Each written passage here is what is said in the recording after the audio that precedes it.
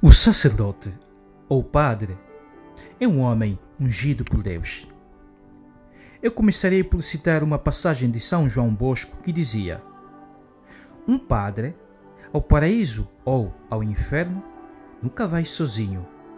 Vão sempre com ele almas em grande número, ou salvas pelo seu santo ministério e com seu bom exemplo, ou perdidas pela sua negligência no cumprimento dos próprios deveres e pelos seus maus exemplos.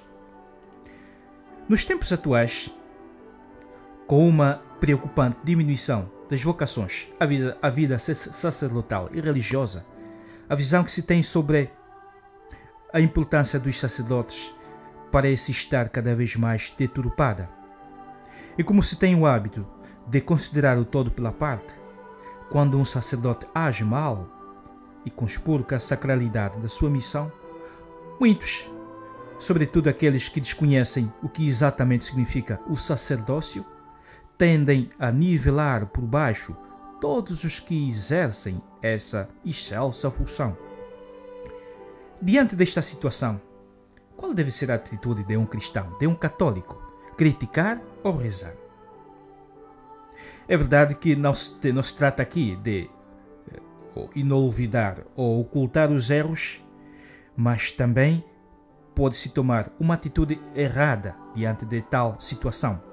Criticar ou rezar? Eu gostaria de diferenciar entre a crítica destrutiva e a correção fraterna. Em vez da crítica destrutiva, devíamos pautar por uma correção fraterna, já que o sacerdote é um irmão que também merece a nossa fraternidade, nossa correção quando este cai, ajudá-lo a se levantar.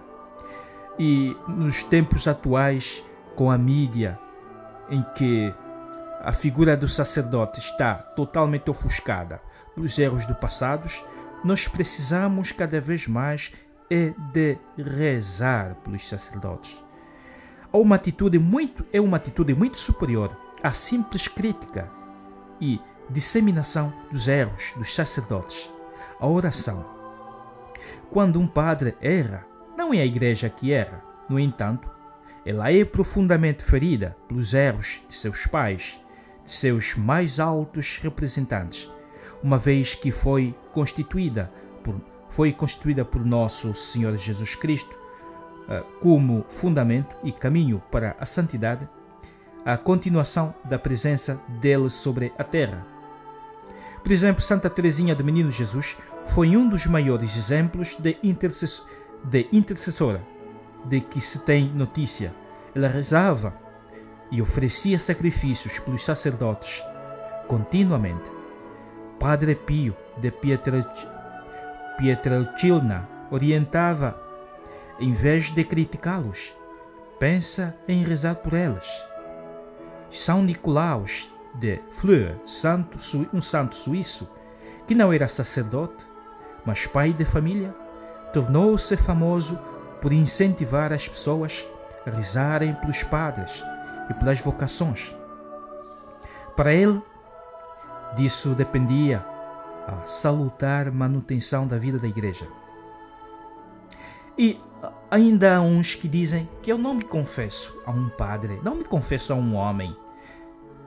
É muito comum ouvirmos pessoas que pronunciam tais palavras e que rejeitam o sacramento da reconciliação e darem desculpas de que confessar seus pecados diretamente a Deus seria a melhor opção, por não quererem confessar-se a um homem. Sem meias palavras, sabemos que isso é desculpa de quem não quer se aproximar de grande riqueza, que é o sacramento da reconciliação, o sacramento da penitência. Podemos dizer que esta é a atitude de pessoas impenitentes, pessoas que não querem reconhecer-se como pecadoras, imbuídas de culturas e próprios pecados, e ao confessarem diretamente a Deus, o fazem com tal parcimônia que sequer ouvem a voz da própria consciência. E muitas vezes são ideias advindas de outros cultos religiosos, por exemplo, protestantismo. No protestantismo tal sacramento não existe, por isso eles dizem, é um erro confessar-se ao Padre. Mas lembre-se que Jesus deu ao sacerdote a autoridade de perdoar os pecados. A quem os perdoardes, aqueles a quem os pecados perdoardes, ser-lhes-ão perdoados. E aqueles a quem os retiverdes, ser-lhes-ão retidos. Portanto, não é uma invenção de hoje. Os impenitentes que usam deste artifício para se furtar a confissão, sabem muito bem que não o fazem pelo facto de o sacerdote ser um homem, mas porque a sua própria humanidade corrompida lhes diz que aquele homem, ao ouvi-los em confissão, é o legítimo representante de Deus.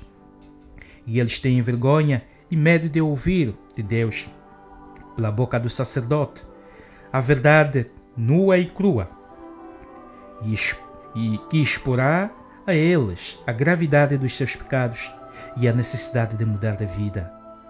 Não se arrependem, não querem mudar e muito menos deixar de pecar, pois se comprazem em suas más ações, mas para aplacar a própria consciência, preferem não se confessar, acusando os padres de pecadores, em vez de ver neles a figura sacrossanta de Jesus, disposta a perdoá-los e a ajudá-los a mudar de vida.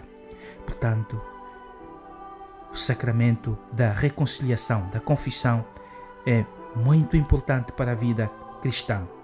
Um católico que não se confessa não sabe o quanto perde desta graça que o Senhor oferece para nos aproximarmos cada vez mais dela. É pelo sacramento da reconciliação, que é também um sacramento de cura. Por isso, precisamos de mudar de mentalidade, precisamos de conversão. A conversão de nos tornarmos também cristãos que assumem atitudes penitentes, não cristãos impenitentes, nunca reconhecem que pecam. Este é o maior erro do cristão dos nossos dias, não reconhecer que peca. Somos todos pecadores. E continuando, quem é o sacerdote? O Catecismo da Igreja Católica, em seu artigo 1548, afirma: no serviço eclesial do ministro ordenado é o próprio Cristo que está presente, a sua Igreja, enquanto cabeça de seu corpo, pastor de seu rebanho, sumo sacerdote do sacrifício redentor, mestre da verdade. A Igreja expressa dizendo que o sacerdote, em virtude do sacramento da ordem, age in persona Christi captis, na pessoa de Cristo, cabeça. No parágrafo 1551 encontramos ainda: o sacramento da ordem comunica um poder sagrado que é o próprio poder de Cristo. O exercício desta autoridade deve, pois, ser medido pelo modelo de Cristo, que por amor se fez o último e servo de todos. E no parágrafo 1120, a missão de salvação confiada pelo Pai a seu Filho encarnado é confiada aos apóstolos e por meio deles a seus sucessores. Recebem o Espírito de Jesus para agir em seu nome e em sua pessoa. Assim, o ministro ordenado é o elo sacramental que liga a ação litúrgica àquilo que disseram e fizeram os apóstolos, e por meio delas, ao que disse e fez Cristo, fonte e fundamento dos sacramentos. As explicações do Catecismo sobre quem é o sacerdote são claríssimas. Podemos citar ainda uma precisa descrição das Sagradas Escrituras. O sacerdote é o homem de Deus. No entanto, nada melhor do que bons exemplos para fornecer uma imagem clara a esse respeito. São Francisco de Assis não quis fazer-se sacerdote porque se achava indigno de tão alta vocação. Ele tinha tal admiração, veneração e amor aos sacerdotes que beijava até mesmo a terra pisada por um deles. Ele jamais se encontrava com um sacerdote sem oscular-lhes as mãos, e sempre fazia isso de joelhos, osculando-lhes também os pés. Seu respeito era imenso, e ao tocar as mãos de um sacerdote, ele dizia que estava tocando as mãos do Filho de Deus. São João Bosco costumava falar sobre a importância de se respeitar todos os sacerdotes, a quem se referia como ministros sagrados de Deus. Ter reverência quando falar com eles e beijar-lhes obsequiosamente as mãos. Sem dúvida, se tratava de um sacerdote consciente da grandeza de seu próprio ministério, um sacerdote que respeitava a si mesmo e jamais manchava as mãos de Jesus, que trazia unidas aos seus braços operosos. Entre o anjo e o sacerdote, São Cassiano dizia que a dignidade do sacerdote é celestial, e São Dionísio a considerava divina.